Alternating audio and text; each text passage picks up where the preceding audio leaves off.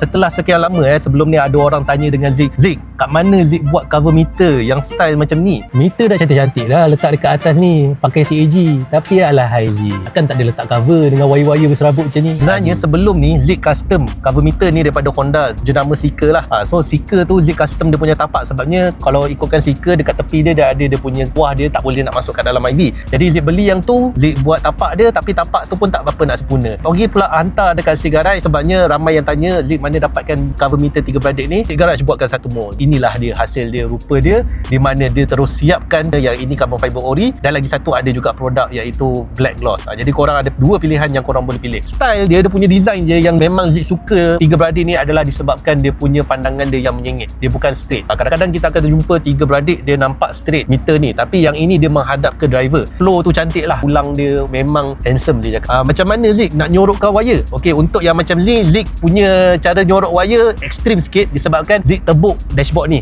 Tebuk satu lubang dekat dalam ni, lepas tu keluarlah wire dekat situ. Tapi kalau korang yang rasa macam takutlah nak tebuk dashboard, nanti kalau dah tak nak pakai macam mana? Zik Garage boleh trimkan sikit dekat bahagian tepi ni, wire tu keluar dekat bahagian tepi sini, dan dia akan masuk melalui dekat aircon vent ni lah. Jadi dekat situ wire dia nampak dekat sini saja. Daripada wire tu dekat bahagian belakang ni korang boleh nampak kan.